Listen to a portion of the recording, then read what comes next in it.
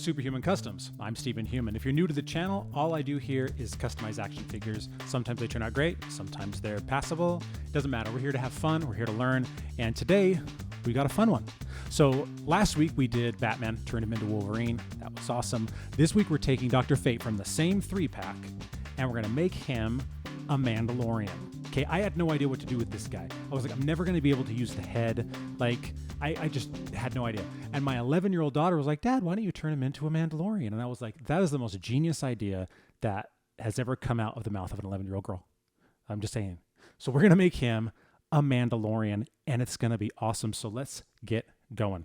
So I wasn't quite sure what to do with this guy when it came to his color scheme. I wasn't gonna turn him into Din Djarin. I wanted him to just be kind of a cool Mandalorian. And I found a few pictures online that I've decided to go with.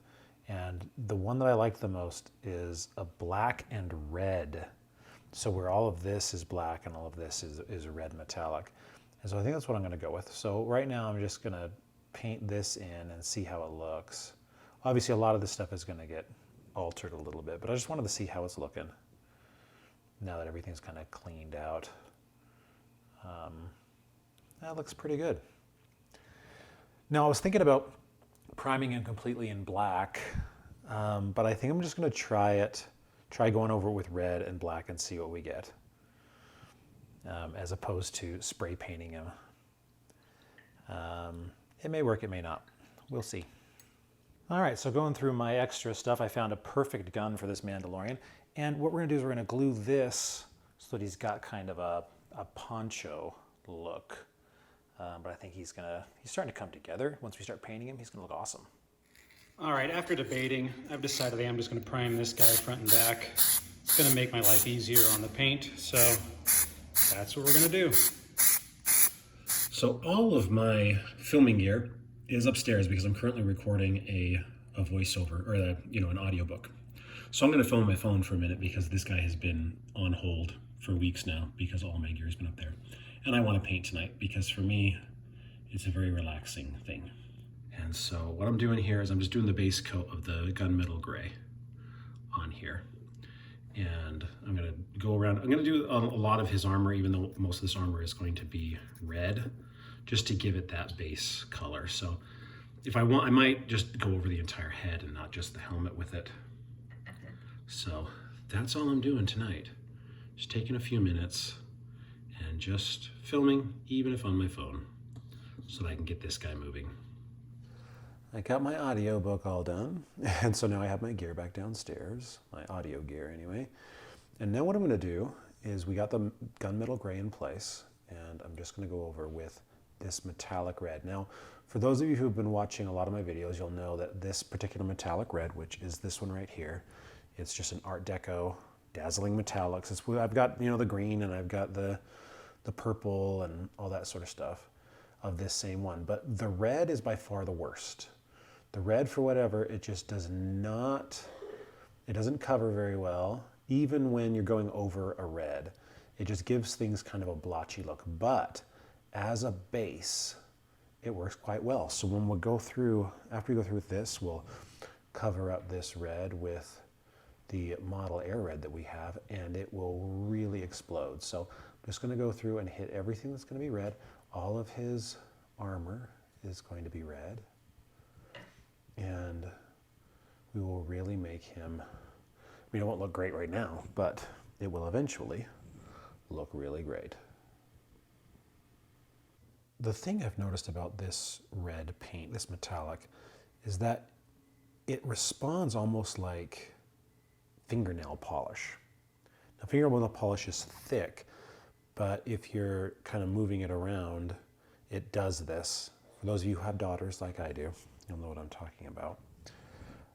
And so with the other metallic paints, I've always found go on really easy. This one just goes on blotchy. So, you just got to kind of deal with it, do a second coat, and then realize that it's going to be the other red that you're going to put over the top of it that's going to make the difference. This is just your base, and it is not going to win you any awards. Anybody who doesn't believe me, go and watch my movie Flash the Justice League Flash video where I used this for the first time.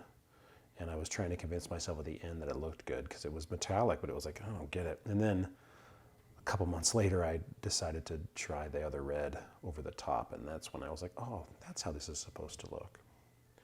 So this won't look great, but eventually, like I said before, it will. So I've been debating on what to do with the cape here. And I think I'm going to just paint on the Mandalorian symbol. Like I think I'm going to keep, I could have removed the little owl thing here, but I figured, well, that can be, in at least my story, some type of, familial crest. Now that all this is dry, you can see it has kind of a pink tint to it. Now we're going to take my Model Air Red, and we're just going to go over the top. And like every other time, boom, you can see the difference instantly. Of course, this is a very, very liquidy red. I mean, it's an airbrush red, so it's meant to be liquidy.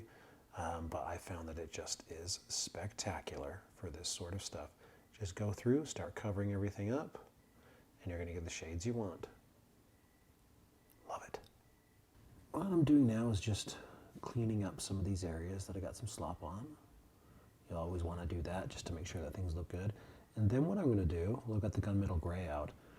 The Mandalorians are nothing if not like interesting looking. So I'm going to add a few just little dings and stuff. I'm going to hit some of these areas here, some of these details, and just make him, look like a Mandalorian should, like he's been through it. He's been to battle. He's, shot guys. He's been shot. So I'm going to go through just with, like right now, just hit some of these things. And then later I'll go through and I'll do some dry brushing. But yeah, that's what I'm on right now. Fix-its and details. And one of the last things I'm going to do is I'm going to muddy them up.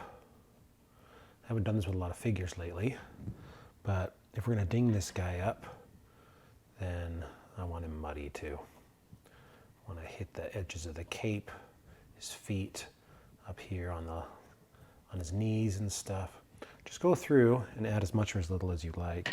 I've also taken his gun and I've added, like he just put some red stripes like he stole it. That's what I thought would look cool. So I'm just going to add a little bit here too. So just go through, add as much or as little as you like, and you should be just about done. All right, so at the last minute, I've decided to change one thing. We did the gunmetal gray up here, right? But then everything else is red, and I think we need to balance it out. So I'm going to paint this little ab thing gunmetal gray and add a little bit of detail to it in order to make it so that it's not all red like it is currently. I think it'll make it so that the gray up here stands out a little bit more and it feels a little bit more, accented, that it's not just a bunch of red and a little bit of gunmetal gray. So that's something, you might, when you're doing stuff, come across and be like, I'm going to change that. Don't be afraid to do it. Turn it into what you want, and don't be afraid to make massive changes even at the 11th hour. Now I'm just going to take a little bit of wash just to tone down some of this and to add a little bit of detail in here. And I think we will be done. As always, I'm just going to move it around, make it so that things stand out.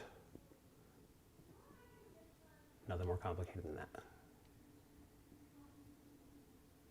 And there we have it, the Mandalorian. Now he does look a little bit more banged up than what I probably want, but I still think that he looks pretty cool, so I'm just gonna keep him this way, especially for a figure that, with the Dr. Fate, I had no idea what I was gonna do. I didn't really care what he turned out to be, and this turned out pretty cool.